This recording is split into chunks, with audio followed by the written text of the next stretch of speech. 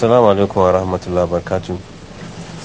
Na tako ne domin mai da martani ga mutanen da ke ci gaba da yada kare-kare dangance da cewa shugaba Bazum ya yi murabus. Wannan karya ne, ba gaskiya ba ne. Kuma insha Allahu yanzu ina magana ne kimanin yanzu kusan 28 minutes. Zancen da ake muku don da ya ce muku shugaba Bazum ya yi murabus karya yake, karya ne yake yi.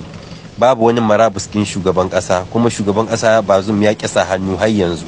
Tabbas haka yanzu ana tsare da shi, amma kuma ya kisa yakin marabus. Kannan kuma akwai rundunar sojoji militar na wasu jahohi da za su zo domin ba shi kariya. Kamar yanzu bayanan da muke samu, akwai runduna ta musamman operation almaham suna tunkaro birnin Yamai domin su zo su ba shi kariya da kuma fatattaka mutanen da ke ci gaba da tsare shi. Kannan kuma yanzu shugaban ECOWAS Bola Ahmed Tinubu ya turo tawaga ta musamman wadda karkashin jagorancin Patrice Talon shugaban kasar Benin suna kan hanya yanzu haka mazancin da ake in sun sabka birnin Yamai ba a gardama domin za a sasanta domin komi ya wuce. Kannan kuma mutane ke cewa inda ya yi marabus kaji ku ji kunna telesa ku kalla, da ya yi marabus telesa komi tsaya yake cik, kuma in an yi kudeta kun san abin da ake sawa. In shugaba ya yi marabus kun san abin da ake sawa. Kenan kowa kalli talabijin, ku je ku kalli labaru, telesa suna ci gaba da watsa shirye-shiryen su kamar yadda aka saba. Kenan duk masu yada ƙarye-ƙari da jita-jita ya yi marabus kaza kaza, wannan ƙarya ne, ƙarya. Kuma har kawo yanzu shugaba Bazum bai yi marabus ko kuma ya ƙi yi marabus kamar yadda wanda ke tsare da shi suka nemi ya yi marabus, har kawo yanzu ya ƙi yi. Kuma insha Allahu Allah zai fidda shi, Allah zai baya kariya. Shi ne tako domin in yi bayani kuma in yi magana na mai da martani da kuma addu'a Allah subhanahu wataala ya yi hama wannan abu ruwa, Allah ya kawo sauƙin lamarin, kuma Allah ya walwale abin ta inda ma mutane ba su tammaha. Na yi bayani da domin ƙara muku ƙwarin gwiwa da kuma ci gaba da kwantar da hankalin mutane su kwantar da hankalinsu. Mu muna samun bayanai wanda suke hai, kuma mutane da ke cewa shugaba Bazum ya yi marabus ba gaskiya bane. Yanzu ina magana da ku yanzu kusan kimanin lisha kusan wajen ventar kusan 30 yanzu ke muku magana. Zancen da ake muku har kawo yanzu shugaba Bazum bai sa hannu ba na marabus. Mutane da ke ci gaba da yaɗa cewa ya yi marabus, wannan ƙarya ne, ƙarya har yanzu bai sa hannu ba. Kannan mutane ina so ku tafi ku kalli da Allah labaru shirye-shiryen telesal ORTN. Idan an yi kudeta kowa ya san abin da ake sa, talabijin na ƙasa ko tsaya suke idan shugaba ya yi marabus. Kenan kowa ya san abin da ake sawa, kenan a jira wanda za su karɓa ƙasa, a jira sanarwarsu akwai abin da ake sawa. Don haka ku je ku kalli telesal ɗinku, kowa ya kwantar da hankalin shi. Lalle tabbas har yanzu ana tsare da shi, an tsare shi dole sai ya sa hannu, kuma ya ƙi sa hannu. An matsa mai ya sa hannu, ya ƙi sa hannu. Kannan kuma yana samun goyon bayan rundunar jami'an tsaro ta PAN, sojoji na ƙasa. Kannan kuma akwai rundunoni da ke cewa suna gabcikewa domin shigowa babban birnin Yamai domin ba shi kariya. Kamar da muka samu bayani cewa akwai runduna ta musamman ta operation almaham da ke tilibiri suna kan hanyar su ta zo ta dosowa Yame domin ba shugaba Bazum kariya. Domin sun yi umarta da jami'an da ke gadin shi, dama wanda ke gadin yanyi suka yi garkuwa da su, ma'ana jami'an da ke tsaron shi wanda ke tsareya su ne suka yi garkuwa da shi, su ne suka tsare sai ya rubuta marabus ɗin shi. Don haka sun tsare shi sai ya yi marabus, ya ƙi marabus. Don haka kuma yana samun goyon bayan rundunar sojojin ƙasa, kuma har kawo yanzu ya ƙi ya sa hannu. Zancen da ake muku yanzu ina magana da ku kusan kimanin karfe 8:30 har da wani abu. Duk wanda ya ce muku shugaba Bazum ya yi marabus ƙarya yake, ƙarya. Har kawo yanzu bai sa hannu ba, bai yi marabus ba har kawo yanzu, amma tabbas har yanzu yana tsare. Cikin daren nan komi na iya kasancewa,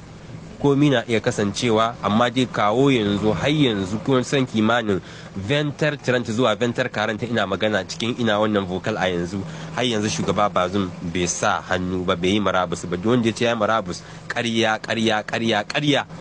Kuma yan uwa mutane a ci gaba da addu'a, a ci gaba da sa shugaba Bazum da addu'a, a ci gaba da sa ƙasa addu'a. Allah ya yi ma wannan abun ruwa, Allah ya kawo mafita ta inda ma mutum bai tammaha, shi ake fata.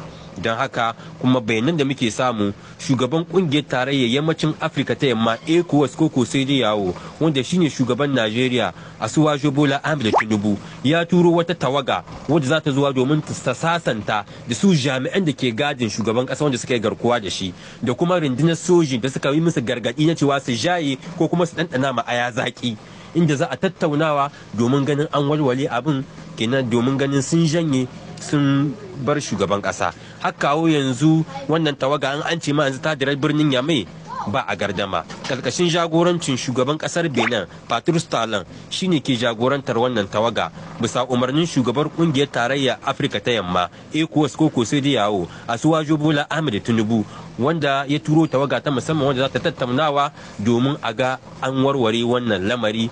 Kenan mutane a ci gaba da addu'a, a ci gaba da ma shugaba Bazum addu'a, Allah ya hidda shi cikin wannan tarko, Allah ya hidda shi, Allah ya hidda ƙasa, kuma mutane su ci gaba da addu'a, su ci gaba da sa ƙasa da addu'a, wannan abu zai walwali insha Allah, za a samu mafita ta inda ma mutum bai tammaha, ta inda ma ba a tsammani.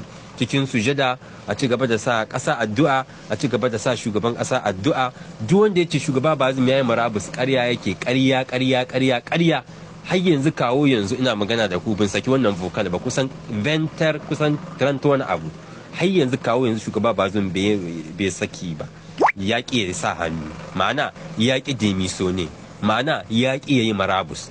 Duk wanda ya ce shugaba Bazum ya yi marabus, ƙarya, ba mu san abin da zai yi gaba ba, amma har kawo yanzu kusan kimanin 8 da kusan minti 40 ko in ce kusan 40 wani abu ko muwai, har kawo yanzu shugaba Bazum ya ƙi ya marabus. Kuma shugaba Patrice Talon bisa umarnin shugaban kungiyar tarayyar Afirka ta yamma ECOWAS koko sai da yawo Asuwaju Bola Ahmed Tinubu, za a sasanta da su jami'an da suka yi garkuwar da shi masu gadin shi, da kuma runduna sojin ƙasa wadda ta yi wa annan gargadi na su janye ko kuma su ɗanɗana ma aya zaƙinta, da kuma su tawagar ta ECOWAS za a tattauna domin a warware wannan abu. Amma kawo yanzu shugaba Bazum ya yi tirjiya, ya ƙi ya sa hannu. Amma diyan da ya kamata a yi barazana da menene ya ƙi ya sa hannu, sani cewa ne kowa san Bazum ba matsoraci bane, sani kowa cewa ya san Bazum mutum ne wanda amma na China da taurin kai, kuma mutum ne wanda yake kowa ya sani namiji ne kuma ba da tsoro. Har kawo yanzu tun lokacin da aka ɗauka an yi ba yanda ba a yi ba, ya ƙi ya sa hannu. Kinin ku ci gaba da sa shi addu'a, abin da zan ce da ku ci gaba da sa shugaba Bazum addu'a, ku ci gaba da sa Niger addu'a, ku ci gaba da yin addu'a, Allah ya walwale wannan lamarin, Allah ya kawo mafita ta inda ma ba a tamma. Zan ce da ku assalamu alaikum wa rahmatullahi barakatuh. Rashin hankalin soja da abin da ya faru a Niger ne abin da ya kawo shi, kuma yanzu zai kama hanyar Niger ba tare da ɓata lokaci ba. Niger Republic. Kafin Nijar din dai dama an tsara talan din da ke zama dan aiki na musamman juyin mulki na kasashen yankin zai ziyarci kasashen Mali da Burkina Faso, Guinea Conakry da nufin lallashi bisa matsalar tsawon bakin soja a cikin harkokin siyasar yankin. To sai dai kuma abin da ke faru a birnin Yamai din a faɗar talan din na zaman gaggawa babba. Na gana da shugaban Najeriya domin tattauna batun jamhuriyar Nijar, batun da ke zaman batun gaggawa da kuma ke buƙatar ɗaukar mataki a cikin sauri. Ina da imanin za a yi duk mai yiwuwa zan tabbatar da sake dawo da batun dimokuraɗiyya a ƙasar ta Nijar. Abin da ya dace shine don lashe da tuntuɓa ko na fara wannan tun daga yammacin yau din nan da nufin ganin an ƙare komai cikin lamarin lafiya da kwanciyar hankali. Amma abin da ke faruwa a Nijar din abu ne da ba za mu lamunta ba, duk da cewa dai muna da imani kan sulhu. C'est notre première option. Ko bayan taron dai Najeriya ta kuma tura gwamnan jihar Katsina Aminu Bello Masari domin shiga cikin tattaunawa mai tasiri. Kokarin juyin mulkin Nijar da na ƙara dama cikin yankin da ke wurin ɗaurawa zuwa gaba, amma kuma ke kallon barazana daga sojoji. Nijar ɗin da yana zaman ƙasa ta biyu da ta fuskanci barazanar juyin mulkin cikin tsawon ƙasa da wata guda a wanda amurka ne irin jin aikin da ke cikin yankin yanzu. Da ƙyar rigamin goshi ne da ya kasance kwantar da hankula a Gini Bisau, inda sojan ƙasa suka nemi tabbaci shugaban ƙasar Umaru Embalo. Kuma abin da ke faruwa a cikin yankin da a faɗar ambasada Bala Muhammad da ke zama ƙwararren bisa diplomasiyar ECOWAS da nuna alamun bambanci da ke tsakanin 'yan mulki da raguwa masu rawar da harkar mulki a cikin yankin. Wannan ba shine lokaci na farko da aka yi kokarin ajiye mai a Nijar ba. Me yawa ne akwai waɗansu wahaloli da sojojin ko mutane suke sha a ƙasa, ba wai don ba sa son demokradiyya ba, amma waɗannan wahaloli ko na fatara ko na yunwa ko tattalin arzikin ƙasa ba kyau. Me yawa ne irin waɗannan